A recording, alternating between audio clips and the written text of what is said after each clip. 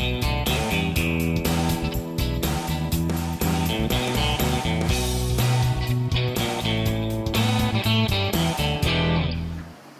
and welcome back to my channel.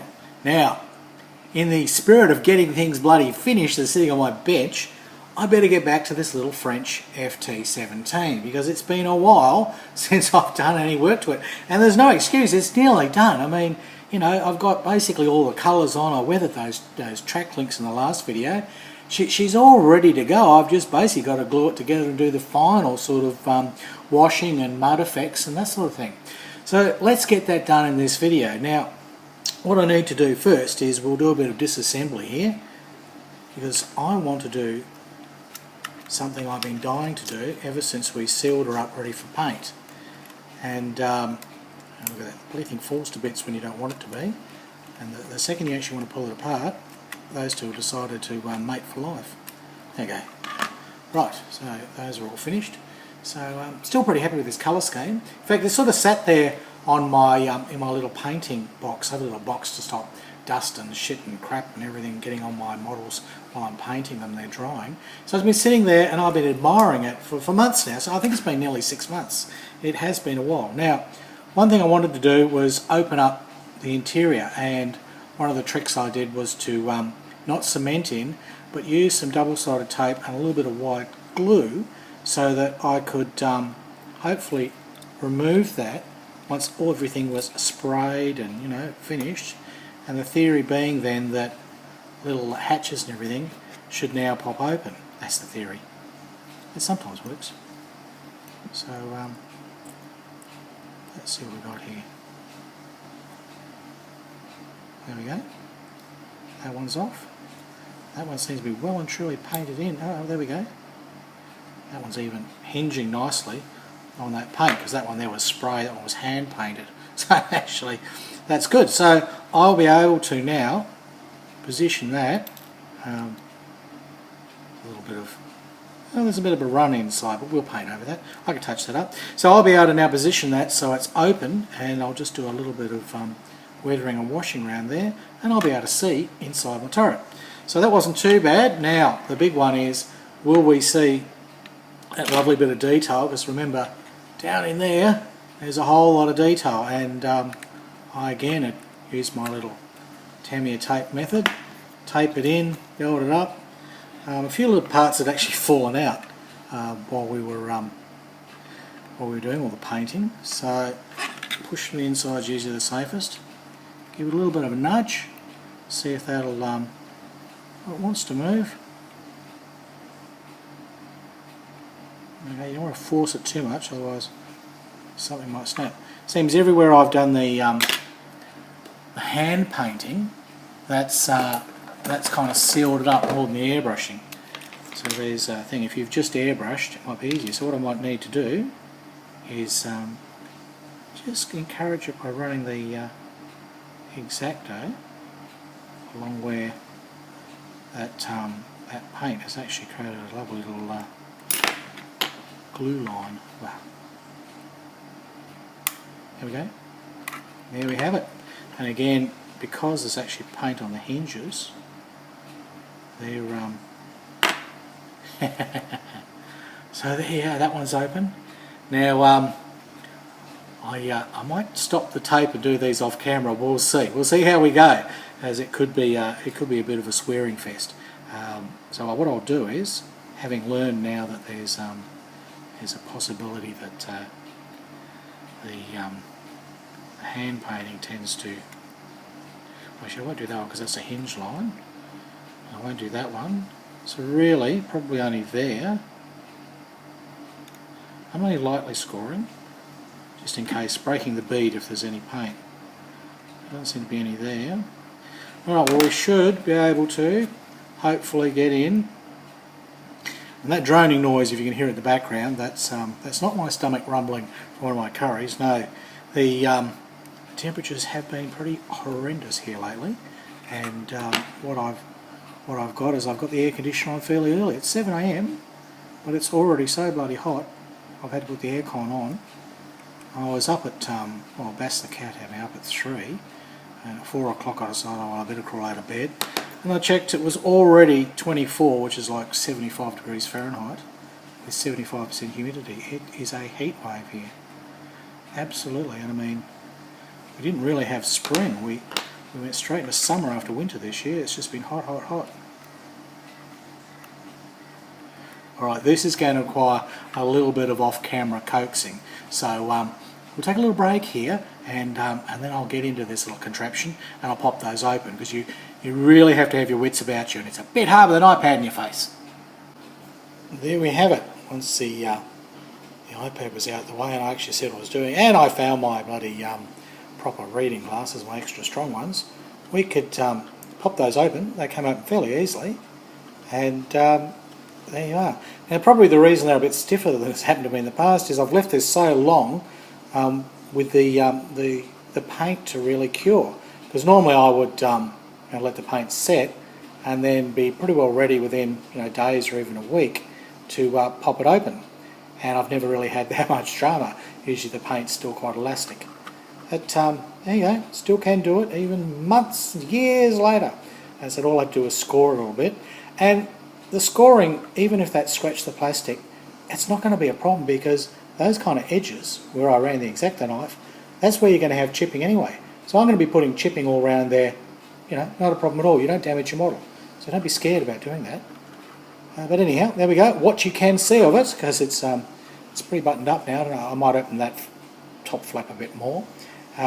What you can see of it, you can see at least there's something going on in there, because if you watch the earlier videos, we had a big interior. And the turret, well, there's not a lot really going on in the turret. It's just a big black hole really there, isn't it? But inside that turret we do have the, yeah, you see it if you turn the bugger up that way. There is the machine gun. Wow, I suppose it's a cannon of some sort. Not a really powerful one, it's more like a bloody machine gun. But anyhow, you probably know more about that than me. There'll be complaints, there'll be rivet counting on YouTube. It was a MG 22.5 such and such, used and manufactured. I don't care. It's a thing, it goes kaboom, it's in my tank. You know me, I don't count rivets. I just make these things because I enjoy it. I enjoy the subjects, enjoy painting them and building them. Sometimes I sort of do a bit of research and get a few of the facts, but quite honestly, that is not important to me. So that's where we are. And we're a bit of wobbly cam here, sorry about that. You're not my usual steady cam. So I will now start cementing those in the position I want, which I've already done there with the ones on the turret, the little hinges on the turret. I'll cement those flaps open, those little doors open, and then I can start the whole washing and mudding and chipping process. I'm going to do a wash. Now, this is far too pretty at the moment.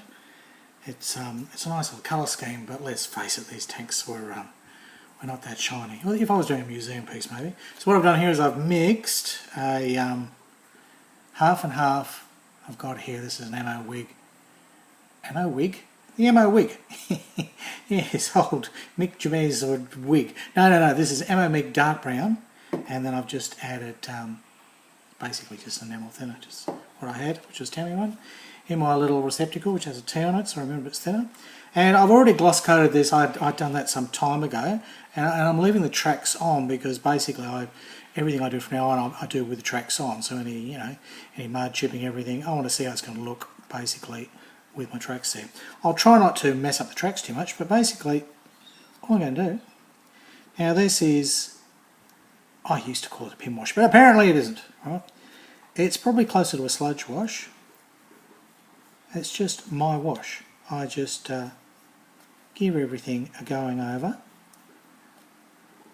and it goes nicely into all the cracks. And I've got just a nice soft brush here, and it takes the shine off, so you're getting effect almost of the filter. I'm kind of doing a lot of things at once. I don't think I ever really do filters. I do these, and you can hear my blind buzzing there. That's actually a breeze. We finally got a breeze. Breeze is coming in, the fan's on, the breeze is coming in, so that sound is, again, not my curry. So, just a bit of a splash of this, and hopefully you can see how it's already changing things. And I can adjust it, I can take bits off, leave it on, see where it settles. Now, the beauty of having the sides off with my tracks is that I'm using gravity to fall straight down with this. Right? If this was up that way, everything would fall this way, wouldn't it? And I'd end up with all the wash running to the bottom and not sitting nicely in every single crack and crevice. Because for the moment, that's what I want. Later on, I'll assemble the tank and I'll do mud effects and all the rest of it, and then a bit of gravity will be important because I want to see how things can fall, and I'll put streaks on and I want those to fall down with gravity. But for this, all I want to do is make those details pop, you know. So like in here, I just wanted all these little spokes and everything to pop out. And this wash, because I've made it that much thinner than what Meng supplies, it runs really nicely, and it's much more forgiving and allows me to take my time. Now, if you were doing a proper pin wash, you'd probably use it neat and you just tap it in all those little spots and you'd see it run down the lines. And then you'd come back later and you'd clean up what you don't want. Well, you could do that. That's okay. That's the method. That's the agreed on, acceptable method. This is the Harry Houdini lazy method. Half and half, slap it all on, see where it goes, leave it to dry, and I sort of get a few little artifacts and things like this where it kind of smudges out and does some sort of dirty stuff. And for armour and the kind of things I do, that effect's very useful. Like here, I've got kind of this little worn effect here, which is, you know, see, I could remove it, but I actually quite like that. So I might see if I can accidentally get that back again. And this sort of sludgy sort of wash I find very useful when you want to kind of mess things up a bit, when you've painted them and it's just too pretty. Alright, well, I'll get on because I've got the other side to do. I'll do a little comparison if you want. There you go. There's a pretty one. Well, you probably can't tell until it's dry, I suppose. But there's a pretty one, and there's one that we just put the panel line wash on. Well, sludgy wash. Hairy wash. And I think you'll see that's brought out the detail and started to give it a bit more realistic look. That's what I'm trying to achieve. And one of the things I wanted to do with my custom paint job was replicate those clovers, the insignia that needs to go on the stern, on the arse end of this little Frenchie. So I made my own mask by basically measuring up and then marking out using a stencil. Where's my stencil? So, you know, some of you may have seen me use my stencil before when I paint wheel sets, things like that. So I used one of the smaller circles there after I'd sort of marked the whole thing out, and I got very close to the same clover. And it's a clover, anyhow, it'll do. So what I thought I'd show you now is the method that I use to use my own stencil and carefully get it on without there being runs and bleeds. And you know, if you ever watch back that Skyhawk video and all the masking and business I did with that and how the red paint bled everywhere, well, I've learned a lot since then, so I thought I'd share that with you.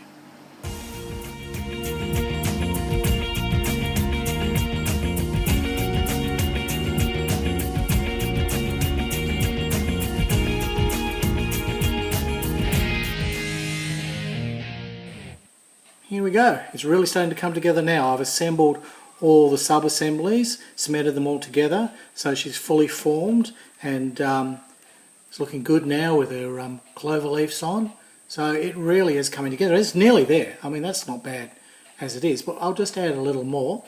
We've it had a wax layer, it had the wash, okay, Baskate the fish. So next, it's chips. And how do we do chips? Well, these 3M sponges that I have, and this one was started on the 4th of the 9th, practically the last time I worked on this, I think, and I don't waste them once they're worn out, because this one all worn out, it's got no scratchiness. So what I do is I rip a little corner off and tear that up a bit until I've got a very useful little piece of sponge, and then I put that on the end of my surgical clampy thing, and what I've got on the tip of that now is a very useful, randomly shaped, wobbly thing that I can use to basically add chips. Now I do this using a dry brush method, which I found works best for me.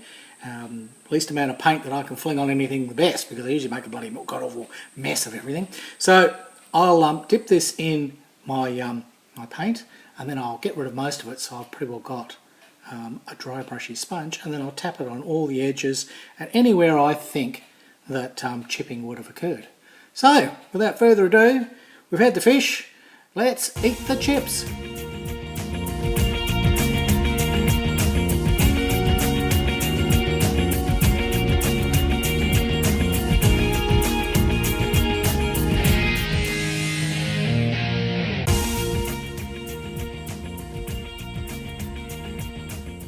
So after a bit of chipping, well, quite a lot of chipping actually, I got a bit carried away, but I think it was appropriate.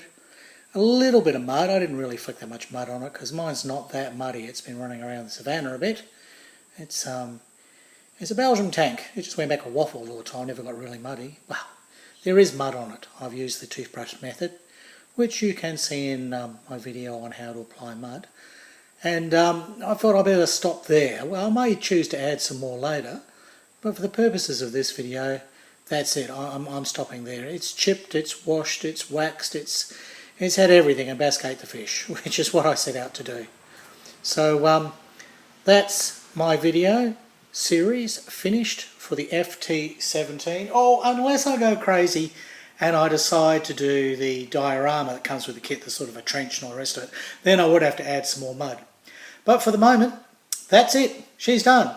So it's goodbye from Australia, and it's hooroo from Harry Houdini.